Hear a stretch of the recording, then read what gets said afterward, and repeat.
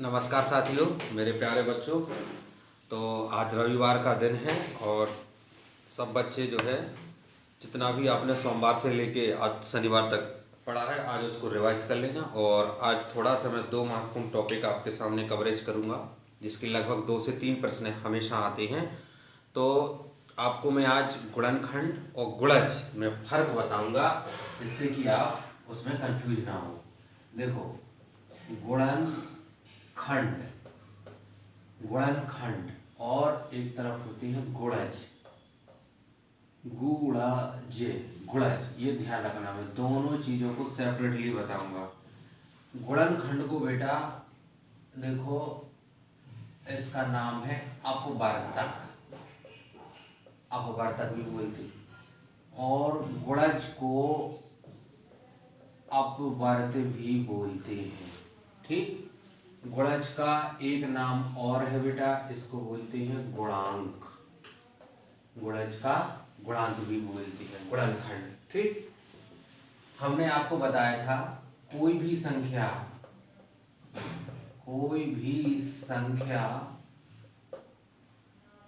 है उसमें एक तथा स्वयं से भाग जाता ही है। ध्यान रखना, कोई भी संख्या है एक और स्वयं से भाग उसमें जाएगा। ठीक है, जैसे आप ले लो 2, तो देखो बेटा इसमें 1 से जा रहा और 2 से जा रहा भाग। ठीक है, 1 से देखो, 1 से देंगे 1 दूनी 2, ठीक है, पूर्णता।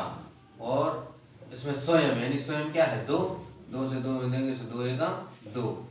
ठीक, तो ये हमारा 2 से भी जा रहा है। तो हम ये कहेंगे किसी भी संख्या का सबसे छोटा गुणनखंड होता है 1।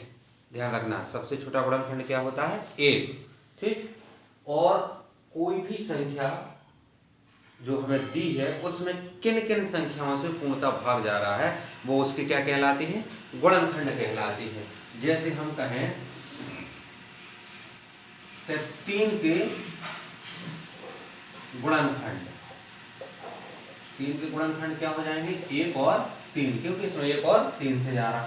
6 के गुणनखंड, 6 के गुणनखंड कितने हो जाए बेटा, देखो 1 से जा रहा, 2 से जा रहा, 3 से जा रहा और 6 से जा रहा। ठीक, अब इसमें देखेंगे अपन सार्वगुणनखंड।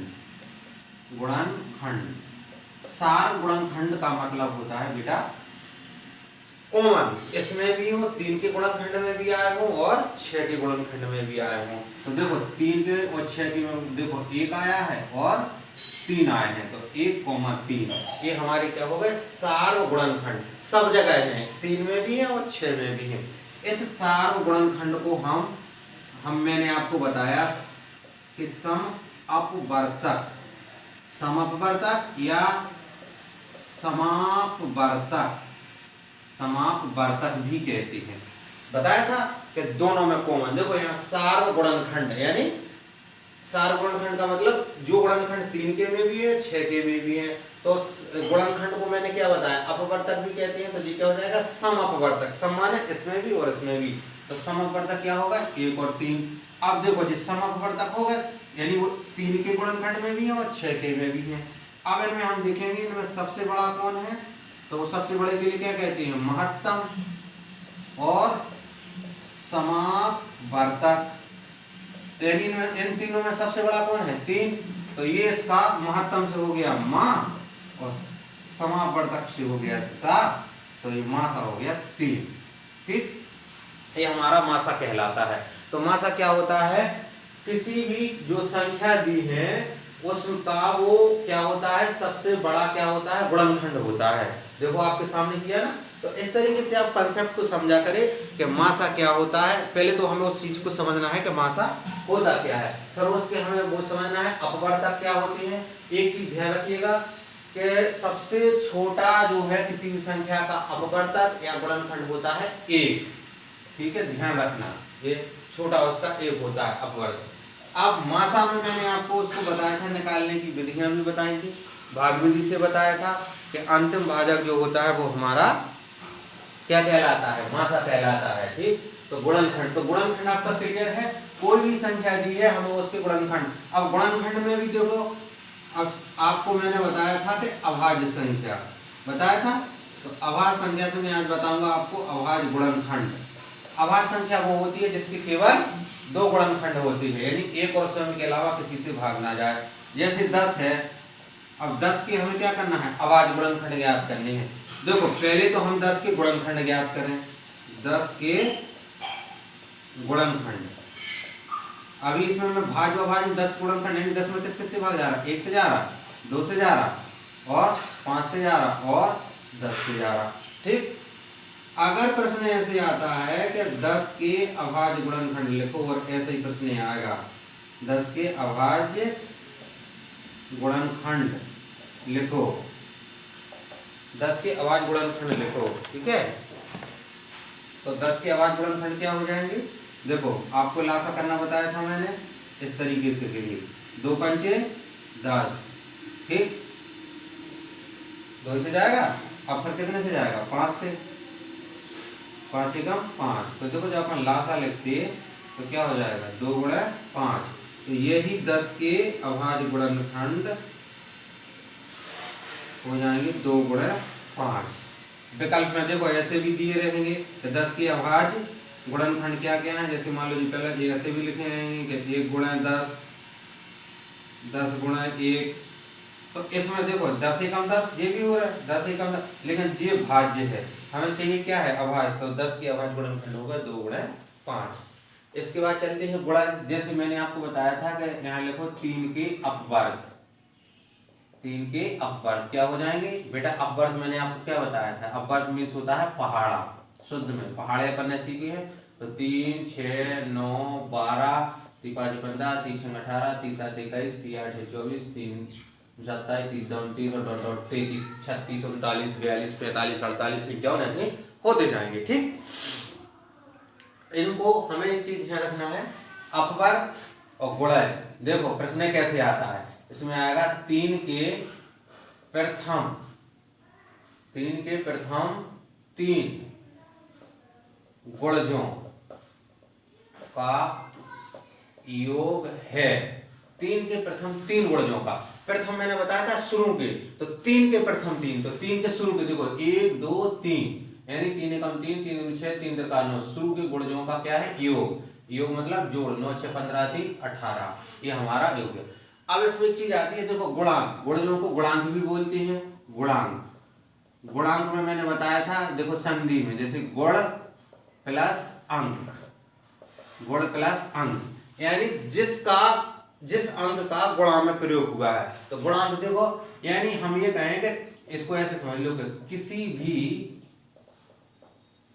भी संख्या में हम 1, 2, 3, 4, 5, 6, 7, 8, 9, 10, 11, 12, 13, 14 ऐसे से गुणा कर दें, वो जो संख्या हमें मिलेगी वो हम उसका क्या कहलाएगा? गुणांक कहलाएगा। ठीक, कैसे? जैसे देखो 3 के प्रथम 2 गुणांक क्या है? प्रश्न ऐसे आता है, 3 के प्रथम 2 गुणांक, तो प्रथम माने शुरू के, यानी प्रथम 2 करना है तो 3 को देखो 1 में करे तो 3 एकम 3, 2 करना ना 3 दूनी 6, तो देखो यहाँ 1 से गुणा किया तो गुणांक 3 आया, 2 से गुणा किया तो कितना आया? 6। ऐसे जो गुणांक, गुणा का अंक, तो देखो ये 6, ये 3, तो ये 3 के प्रथम 2 गुणांक क्या है? तो 3 और 6, यानी प्रश्न ऐसे बनेगा कि 3 के प्रथम 4 गुणजों का योग बताइए, 3 के गुणांकों का, तो गुणांक गुणज अपवर्त एक ही है, ध्यान रखना है इस चीज को। ठीक है, प्रश्न कैसे बनेगा? देखो 3 के प्रथम 6 गुणांकों के योग में इकाई का अंक है, इकाई का अंक है। तो देखो 3 के प्रथम 6 गुणांक, तो मैंने क्या बताया, किसी भी संख्या का गुणांक कैसे करते हैं हम? 1, 2, 3 से मतलब उनके गुणा करते हैं। देखो 3 का 1 में करेंगे 3, 3 का 2 में करेंगे 6, 3 का 3 में करेंगे 9, 3 का कितने में करेंगे 4 में, कितने हो गए 12, 3 का कितने में करेंगे, सॉरी 5 में, 3 5 15 और 3 का 6 में करेंगे तो 3 18। अब इनका क्या करना है, गुणांकों के योग में। देखो गुणांक गुणाज अपवर्त एक ही है, ठीक है, यहाँ ध्यान रखना, गुणनखंड अपवर्त अलग है। तो देखो यहाँ अब इनका योग करना है। तो देखो बच्चे क्या करते हैं, एक बहुत बड़ी गलती कर देते हैं योग में। तो सबसे पहले देखो आपको क्या करना है, 3 + 6 + 9 + 12 + 15 और +18। मैंने कई बच्चों को देखा है, वो देखो ऐसे जोड़ देती हैं, 3 6 9 12 15 18। ये क्या तुम्हारे बाप के घर की खेती है? ये हमारे पिताजी की नहीं है कि हमें जैसा चार जोड़े। जोड़ कहाँ से होता है, इकाई से होता है। तो देखो यहाँ ऐसे जोड़ेंगे हम, जैसे यहाँ 3 6 है, तो देखो 3 6 9 फिर 12 है ना, तो 2 यहाँ आएगा, दहाई इस तरफ जाएगा। ये बताओ, जब हमें आपको इकाई दहाई पढ़ाया था तो इकाई यहाँ होती, दहाई यहाँ होती, सैकड़ा हजार, क्या उस तरफ भागता उल्टा बाई तरफ आता जैसे ये 2 3 4 5। तो इसमें क्या होता है, ये इकाई का, ये दहाई का, ये सैकड़ा का और ये हजार का। अब यहाँ देखो 3 6 9 है, ये सब क्या है, इकाई वाले अंक है। और 12 में क्या है, 2 अंक हैं, इकाई का और दहाई का। तो जोड़ में क्या होता है, इकाई के नीचे इकाई लिखा जाता है, लेकिन बच्चे ऐसा लिख देती है, इकाई को 1 मान लेंगे, दहाई को जैसे हमारे घर की खेती हो। ठीक है, तो ये चीज ध्यान रखना। थोड़ा सा एग्रेसिव इसलिए हुआ हूं कि ये छोटी छोटी गलती है। भाई 12 जुड़ रहा है तो 12 में इकाई का अंक क्या है, 2, तो वो इकाई के साथ तो जुड़ेगा।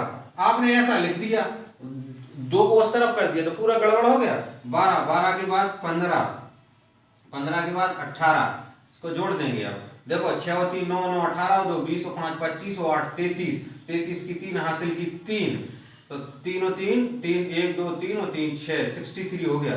अब वो क्या कह रहा है, योग ने पूछ रहा है, योग में इकाई का अंक कितना है, तो उत्तर योग का है 63, इकाई का अंक कितना है, तो 3 हो गया उत्तर। वो ऐसे भी पूछ सकता था कि 6 के गुणांकों के योग में इकाई तथा दहाई के अंकों का गुणनफल है, तो इकाई और दहाई के अंकों का गुणनफल कितना हो जाए, 18।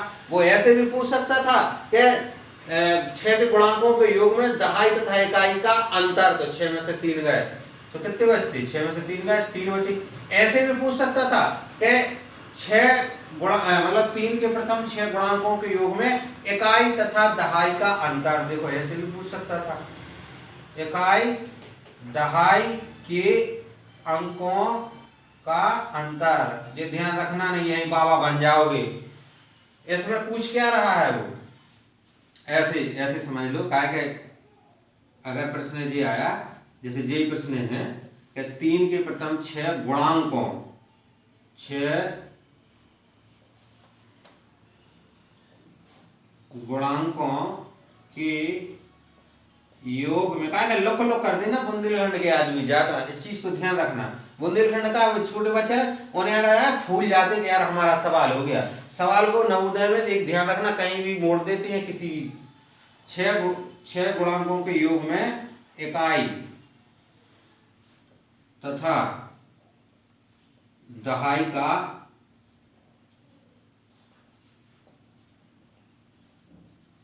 अंतर है। अब ध्यान रखना है इसमें, इकाई और दहाई को अंतर पूछ रहा हो तो इकाई को कितना है 3 और दहाई को कितना है 6। अब ध्यान रखना, देखो एक प्लस की है एक माइनस की है, तो इसका उत्तर -3 आएगा। ठीक है, समझ लेना, इतना नहीं हो बार बार। तो अगर वो कहेगा कि दहाई और इकाई का अंक, तो पहले दहाई का लिखा जाएगा, तो कितना है जे, और इकाई का कितना है 3, तो यहाँ बचेगा 3, क्योंकि जे धन की बड़ी है ऋण की छोटी है, तो 6 में से 3 गए 3 बचे, यहाँ 3 में से 6 गए। ऐसे समझ लो कि जैसे माइनस के 6 हैं, हमें किसी के देने हैं, वो समझ में कुछ बच्चों को तो आते ही नहीं है। बच्चों को क्या आएगा, हमें खुद थोड़ा कंफ्यूजन रहता था कि ये क्या है, तो आ जाए तो अच्छी बात हो, नहीं बार बार इतना पूरा डिटेल 2-3 वीडियोज में मैंने आपको बताया था, आ जाए तो अच्छी चीज़ है, वरना इसमें ज़्यादा दिमाग नहीं। कहने का मतलब है जैसा सवाल पूछा जाए तो कर लेना। और क्या है कि बच्चे जिन्हें थोड़ा बहुत आता है ना, वो लुक लुक मचा के पूरे सवाल को गलत कर देते हैं। ठीक है, तो आपको ये आ गया होगा समझ में, नहीं आया तो देख लेना, और आ जाए तो अच्छी बात है। भारत के लोगों के साथ मैंने आपको बताया था 2 समस्याएं, सूली यानी ना तो ढंग से सुनते हैं और ना लिखते हैं। मैंने 1000 बार बताया कि कैसे क्या होता है, मैं बार बार नहीं बताऊंगा। इसमें देखो एक प्रश्न आता है, संख्या 10 का सबसे छोटा गुणनखंड तथा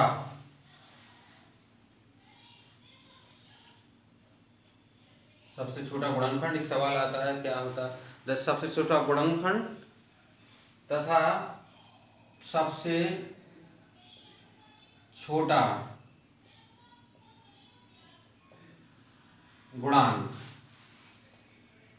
का योग है। लगाओ यहां, देखो दबा के।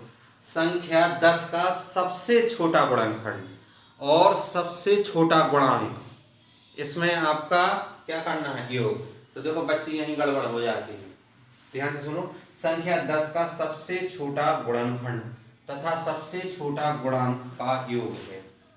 अब इसको सब एक ही मान लेते हैं, गुणनखंड और गुणांक, जबकि ये दोनों अलग हैं।